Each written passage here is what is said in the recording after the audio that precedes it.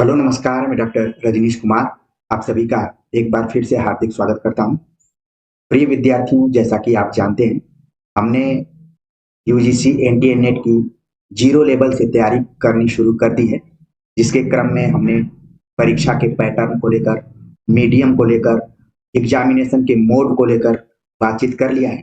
लेकिन हमारे दिमाग में आया कि इससे पहले हमें उन संस्थाओं के बारे में भी जानना जरूरी है जो कि इस परीक्षा से जुड़े हुए हैं, क्योंकि जब हम संस्थाओं के बारे में जानेंगे तो हमारा इस परीक्षा के प्रति झुकाव बढ़ेगा, आत्मीय लगाव बढ़ेगा और साथ में कॉन्फिडेंस भी बढ़ेगा।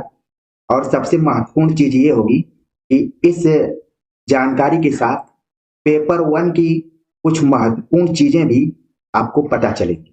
तो उसी क्रम में मैंने सोचा कि आज मैं यूजीसी एनटीए नेट के बारे में बातचीत करूंगा, जिसके अंतर्गत एनटीए, एनआईसी, यूजीसी और यूजीसी एनटीए नेट क्या है और बहुत सारी जानकारियां हैं, उन पर हम डिस्कस करेंगे। तो यहाँ पर आप देख रहे हैं कि हमने यूजीसी एनटीए नेट की वेबसाइट को ओपन किया है।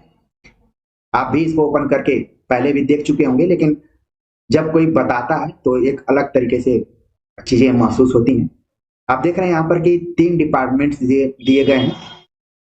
डिपार्टमेंट्स ऑफ हायर एजुकेशन यानी उच्च शिक्षा विभाग, university Grant Commission UGC net यानी कि राष्ट्रीय पात्रता परीक्षा, और तीसरा डिपार्टमेंट है नेशनल टेस्टिंग एजेंसी यानी एनटीए, जिसको कि हिंदी में राष्ट्रीय परीक्षा एजेंसी के नाम से जाना जाता है। और ये तीनों डिपार्टमेंट एक दूसरे से जुड़े हुए हैं। और जो एनटीए है यानी कि नेशनल टेस्टिंग एजेंसी है, ये एक से अधिक परीक्षाओं को कंडक्ट कराती है, आयोजन कराती है। और यहाँ पर आप देख रहे हैं कि पब्लिक नोटिस, न्यूज इवेंट्स, जो भी नया अपडेशन होता है, नई जानकारी आती है, यहाँ पर अपलोड किया जाता है। जैसे आप देख रहे हैं कि यूजीसी नेट दिसंबर 2022 फाइनल प्रोविजनल आंसर की आ गई है, आप लोगों ने भी मिला लिया होगा। परिचय के रूप में देखा जाए तो यहाँ पर परिचय दिया गया है कि जो एनटीए है ये यूजीसी की परीक्षा का आयोजन कराता है, जिसमें कि जेआरएफ और असिस्टेंट प्रोफेसर जो कि क्वालिफाई होते हैं और अलग अलग देश के अलग अलग विश्वविद्यालय और कॉलेजों में ये सर्टिफिकेट लेकर लोग सर्विस के लिए जाते हैं या फिर जो भी आवेदन निकलते हैं उसमें अप्लाई करते हैं। एनटीए जो है दिसंबर 2018 से इस परीक्षा का आयोजन करवा रहा है। इसके पहले सीबीएसई कराता था, सबसे पहले यूजीसी कराता था, लेकिन समय समय पर बदलाव होता गया है, इसको भी आप सभी जान ही रहे होंगे। तो यहाँ पर आप देख रहे हैं कि जो एनटीए है दिसंबर 2018 से इस एग्जाम को कंडक्ट करा रहा है।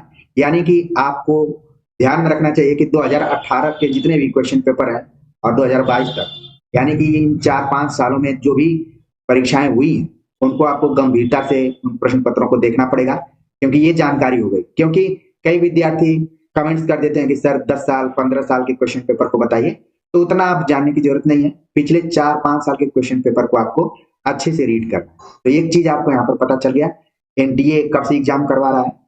और जैसा कि मैंने बताया कि जेआरएफ और नेट क्वालिफाई होते हैं तो देश के विभिन्न कॉलेजों और विश्वविद्यालयों में एज ए असिस्टेंट प्रोफेसर जाते हैं बनकर। अब सबसे आवश्यक जानकारी यहाँ पर आपके लिए है कि यूजीसी नेट की परीक्षा साल भर में 2 बार आयोजित की जाती है, जून और दिसंबर।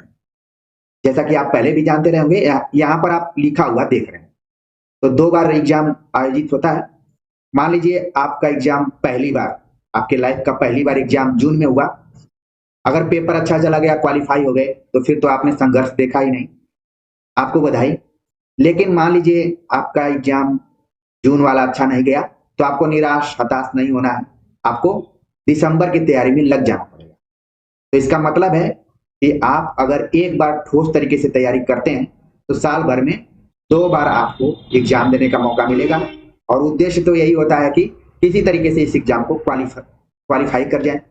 आपने अलग अलग माध्यमों में देखा होगा, प्लेटफॉर्म पे देखा होगा, यूट्यूब पर भी देखा होगा कि कई ऐसे विद्यार्थी हैं या शिक्षक हैं जो कि बार बार ये बताते हैं कि उन्होंने 5 बार नेट क्वालिफाई किया, 10 बार नेट क्वालिफाई किया, 4 बार जेआरएफ क्वालिफाई किया। तो इससे तो ये पता चलता है कि मतलब ये उच्च विद्वान की कैटेगरी में हो सकते हैं। लेकिन इतना जरूरी नहीं। अगर आप एक बार भी नेट क्वालिफाई हो गए तो आपका महत्व उतना ही है जितना कि 10 बार क्वालिफाई हो। बहुत ज्यादा इसमें बहुत अंतर नहीं, ठीक है। तो इसलिए जो एक से अधिक बार क्वालिफाई हैं वो इसलिए एक से अधिक बार परीक्षा में बैठे हैं कि वो जेआरएफ करना चाहते थे, ठीक है। या फिर कोई ग्रेजुएशन के बाद भी फॉर्म भर दिया तो वो कई बार लक बाई चांस क्वालिफाई हो जाता है, तो उसको लगता है कि ये डिग्री वैलिड है कि नहीं, तो दोबारा भरता है। तो ये प्रोसेस है। नहीं तो इस परीक्षा को अगर एक बार भी आप क्वालिफाई कर जाते हैं तो बहुत है। तो ये चीज आप ध्यान में रख लीजिए। अब बात कर लेते हैं हम कि आखिरकार ये एनटीए क्या है। तो देख रहे हैं कि अंग्रेजी में ही ज्यादा चीजें लिखी गई हैं। बताया गया है कि एनटीए का जो फुल फॉर्म है वो नेशनल टेस्टिंग एजेंसी है, जो कि पहले मानव संसाधन मंत्रालय ministry of human resource development के अंतर्गत काम करता था, जिसका कि नाम बदलकर अब मिनिस्ट्री ऑफ एजुकेशन हो गया है, शिक्षा मंत्रालय। तो यहाँ पर एक प्रश्न आपका तैयार हो जाता है कि एमएचआरडी का नया नाम क्या है या फिर शिक्षा मंत्रालय का पुराना नाम क्या है, उसको आप ध्यान में रखिए। जो कि भारत सरकार के अंतर्गत आता है।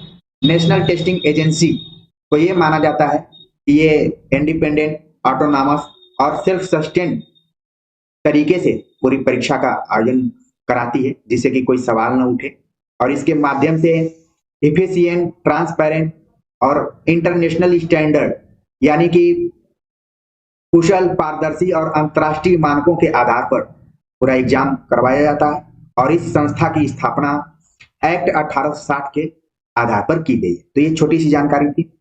आगे बताया गया कि the NTA has been introduced by University Grant Commission UGC with the task of conducting UGC NET which is the test to determine the eligibility of Indian national for assistant professor and junior research fellowship and assistant professor in Indian universities and colleges. तो NTA Bharat के तमाम विश्वविद्यालयों और कॉलेजों में पढ़ाने के लिए असिस्टेंट प्रोफेसरों के लिए जो क्वालिफाइंग एग्जाम होता है उसको आयोजित कराता है। तो ये चीज ये हो गया। कई बार आप वेबसाइट खोलते होंगे तो वहां पर एनआईसी निक नाम से आपको दिखाई पड़ता होगा। तो ये निक क्या है? इसका फुल फॉर्म है नेशनल इंफॉर्मेटिक्स सेंटर। याद कर लीजिए। मान लीजिए कभी फुल फॉर्म आ जाता है तो उम्मीद है कि आप इसको बता देंगे, नेशनल इंफॉर्मेटिक्स सेंटर। क्योंकि यूजीसी नेट के पेपर 1 में आपको सूचना से रिलेटेड भी चीजों को ध्यान में रखना है, कम्युनिकेशन इंफॉर्मेशन से रिलेटेड। तो यहाँ पर आपके लिए काम में आ जाएगा। बताया गया है कि जो एनआईसी है 1976 ईस्वी में इसकी स्थापना की गई, और इसको अगर हिंदी में ट्रांसलेट करें तो राष्ट्रीय सूचना विज्ञान केंद्र, ठीक है। और ये पिछले 4 दशकों से काम कर रही है, 4 डेकेड्स, ठीक है। 4 दशकों से काम कर रही है आईसीटीसी और ई गवर्नेंस सपोर्ट के लिए, सहयोग के लिए है एनआईसी, ठीक है। और बाकी बहुत ज्यादा इसमें आपको नहीं ध्यान रखना है। इसका फुल फॉर्म अगर ध्यान में रख लीजिए, और क्यों इसका यूज किया जाता है, आईसीटी ई गवर्नेंस के सपोर्ट के लिए का यूज भारत सरकार पिछले 4 दशकों से कर रही है। बाकी जो इसका इंपॉर्टेंट रोल है कि productivity, efficiency and effectiveness of social and public administration by facilitating, तो ये सारी इसके मुख्य उद्देश्यों में आते हैं। तो छोटी सी जानकारी है। बाकी यूजीसी नेट के बारे में ज्यादा आपको जानकारी रखना जरूरी है, क्योंकि कई बार सवाल सीधे सीधे यहीं से उठा लिए जाते हैं। तो आप देख रहे हैं कि about UGC, the university Grant commission, इसका फुल फॉर्म है यूजीसी का, is a statutory body of government of India. ये भारत सरकार की एक निकाय है, वैधानिक निकाय। स्टैट्यूटरी बॉडी मतलब वैधानिक निकाय। सवाल पूछा जा सकता है कि किस तरीके का है, वैधानिक निकाय के रूप में है भारत सरकार का, ठीक है। और जो कि एक अधिनियम के माध्यम से स्थापित किया गया है। कई बार एग्जाम में सवाल आ चुका है, एक्ट 1956, ठीक है। विकल्प में 1953, 1956, 1902 इस टाइप से ऑप्शन आ जाता है। तो आपको ध्यान रखना, कंफ्यूजन में नहीं होना। कई बार यूपी हायर एजुकेशन की परीक्षा में भी ये सवाल आया हुआ है। आप लोग भी अगर पिछले साल का क्वेश्चन पेपर देखेंगे तो आप वहां पर भी ऐसे प्रश्नों को देख सकते हैं। तो 1956 एक्ट के माध्यम से इसकी स्थापना की गई है। To responsibility that of providing funds and that of coordination, determination and maintenance of standard in institution of higher education. ये इंपॉर्टेंट चीज है कि इसके कुछ उद्देश्य हैं, खासतौर से इसके उद्देश्य ये हैं कि ये फंड प्रोवाइड करवाता है, यानी कि जो उच्च हायर एजुकेशन डिपार्टमेंट हैं, पहले तो उसमें फंड्स प्रोवाइड करवाता है, ठीक है, निधि प्रदान करता है। फिर उच्च शिक्षा संस्थानों में मानकों का समन्वय, आप इसको नोट करते जाइए, फिर ध्यान में रखिए कि जो यूजीसी है केवल एग्जाम नहीं करवाता है या फिर मार्कशीट ही नहीं देता है, बल्कि फंड को प्रोवाइड करवाता है, निधि देता है, पैसा देता है। इसके बाद उच्च शिक्षा में मानकों का समन्वय करता है, ठीक है, उसका निर्धारण करता है, और इसके बाद रख रखाव भी करता है। 3 यहाँ पर महत्वपूर्ण चीजें बताई जा रही हैं, बल्कि 4 चीजों को आप ध्यान में रखिए कि फंड्स को देना, फिर समन्वय स्थापित करना, निर्धारण मानकों का निर्धारण स्थापित करना, और फिर रख रखाव करना। ये 4 महत्वपूर्ण पॉइंट्स यूजीसी नेट के। इसके बाद इसके कुछ जनादेश दिए गए हैं, यानी कि कुछ आदेश हैं। द यूजीसी मैंडेट इंक्लूड्स, कुछ इसमें और भी महत्वपूर्ण चीजें हैं। Promoting and coordinating university education, मतलब कि विश्वविद्यालय शिक्षा को बढ़ावा देना और उसका समन्वय करना। दूसरा है determine and maintaining standard of teaching, examination and research in universities. साथ में विश्वविद्यालयों में शिक्षण, ठीक है, एग्जामिनेशन, परीक्षण और शोध को बढ़ावा देना है, ठीक है। विश्वविद्यालयों में शिक्षण, परीक्षा, अनुसंधान के मानकों का निर्धारण और रख रखाव करना है। तो ये भी आपको ध्यान में रखना है। जब आप जीआरएफ क्वालिफाई करेंगे तो फिर से आपको एक बार यूजीसी से परिचय प्राप्त करना पड़ेगा, उसके महत्व को समझना पड़ेगा जब आप रिसर्च करना शुरू कर देंगे, ठीक है। यूजीसी का रूल रेगुलेशन समय समय पर आता रहता है। तो आप ये दूसरा पॉइंट देख लिए। तीसरा पॉइंट है framing regulation on minimum standard of education. इसके साथ ही शिक्षा के न्यूनतम मानकों पर नियम बनाना, ठीक है, नियम भी बनाने का काम करती है यूजीसी। इसके बाद है monitoring developments in the field of collegiate and university education, ठीक है। और क्या इसमें करता है ये, कॉलेजिएट और विश्वविद्यालय शिक्षा के क्षेत्र में विकास की निगरानी करता है, ठीक है। विश्वविद्यालयों और महाविद्यालयों को ग्रांट्स भी देता है, संबद्धता देता है, ठीक है। कई बार आप उन लोगों ने देखा होगा अनुदान दिया जाता है। कई जगह प्राइवेट यूनिवर्सिटीज में आप देखेंगे कुछ कोर्सेज यूजीसी के तहत चलते हैं, ठीक है, वो फंड उसको देता है, फिर वहां कोर्स चलते हैं। तो आपको ध्यान में रखना है कि कॉलेजिएट और यूनिवर्सिटी के विकास को भी ये देखता है, साथ में ग्रांट भी देता है कॉलेज और विश्वविद्यालयों को। अगला पॉइंट है serving as a vital link between the union and state governments and institution of higher learning. इसके बाद ये क्या करता है कि संघ और राज्य सरकारों और उच्च शिक्षा के संस्थानों के बीच एक महत्वपूर्ण कड़ी के रूप में काम करता है। यूजीसी जो है केंद्र सरकार और राज्य सरकार दोनों के जो हायर एजुकेशन डिपार्टमेंट हैं या फिर जो वहां के उच्च शिक्षा संस्थान हैं उसमें पुल का काम करता है, एक दूसरे को जोड़ने का काम करता है।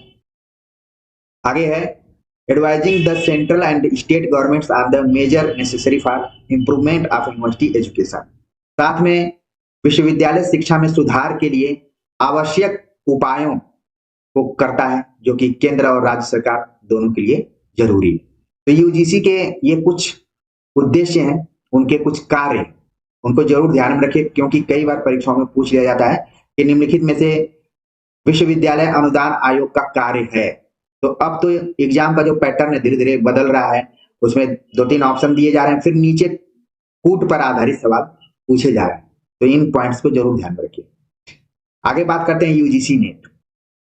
यूजीसी नेट जिसकी की बात मैंने पहले भी की, ये एक टेस्ट के माध्यम से विश्वविद्यालयों और कॉलेजों में असिस्टेंट प्रोफेसर के लिए क्वालिफाइंग सर्टिफिकेट प्रदान करता है। इसके अतिरिक्त अगर कोई रिसर्च करना चाहता है तो वो जीआरएफ है तो उसको फेलोशिप भी प्रदान करता है।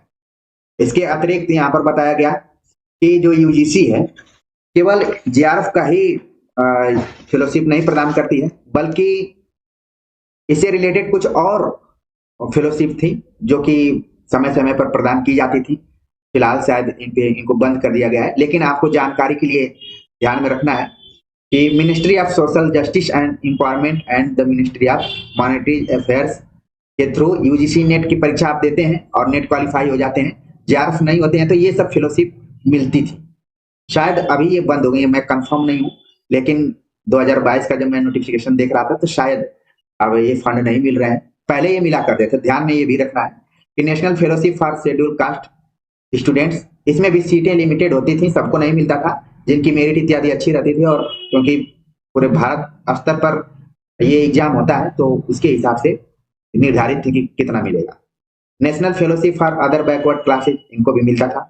मौलाना Azad national fellowship for minorities student, ठीक है। अब क्या है कि जो बच्चे यूजीसी नेट में क्वालिफाई होते हैं और जेआरएफ नहीं होते तो ये स्कॉलरशिप उनको मिलती थी। तो आप लगातार नजर बनाए रखिए, अगर मिल रही हो तो जरूर इसके लिए आप अप्लाई कीजिए। बाकी मुझे जानकारी कंफर्म एकदम जानकारी रहेगी तो जरूर मैं बताऊंगा, क्योंकि मुझे जहां तक लग रहा है कि मैं प्रोस्पेक्टस में देखा था कि ये अब बंद हो गया, इसको बंद कर दिया गया, क्योंकि यूजीसी ने बहुत जगहों पर फंड की कटौती की है। अब मतलब जहां ज्यादा आवश्यकता है वहीं पर फंडों को दिया जा रहा है, बाकी चीजों को मैनेज करने की कोशिश भी की जा रही है। तो ये कुछ जानकारी थी जो कि यूजीसी एनटीए नेट के बारे में थी। बाकी मैं प्रोस्पेक्टस के आधार पर परीक्षा के हर स्तर पर जानकारी देने का प्रयास कर रहा हूं, जिससे कि आपको कहीं भी कंफ्यूजन न रहे। तो आगे इसी तरीके की और वीडियोज आती रहेंगी जीरो लेवल पर। बाकी आपका सब्जेक्ट का क्लास लगातार चल रहा है, आप लोग समय निकाल कर उसको जरूर देखते रहिए, जिससे कि आपकी पढ़ाई बाधित न हो, आपको रोज कुछ न कुछ लेक्चर मिल जाए, आप नोट्स बनाते रहें और उसके हिसाब से पढ़ाई करते रहें। तो उम्मीद है कि आज की ये जानकारी आप सभी को अच्छी लगी होगी, क्योंकि जानकारी ज्यादातर अंग्रेजी में थी। तो आप जानते हैं कि हिंदी की अंग्रेजी कितनी अच्छी होती है। फिर भी मैंने कोशिश की थी, ऐसा नहीं है कि हम सभी को अंग्रेजी नहीं आती है, लेकिन क्योंकि जब आप प्रोफेशनली किसी अन्य भाषा के ज्ञाता हो जाते हैं, उसका अध्ययन करते हैं, तो थोड़ा सा इसके फ्रीक्वेंसी में, इसके फ्लो में हो सकता है कि कुछ कमियां रह गई हूं, तो कोई बात नहीं, मेन बात था समझाने का।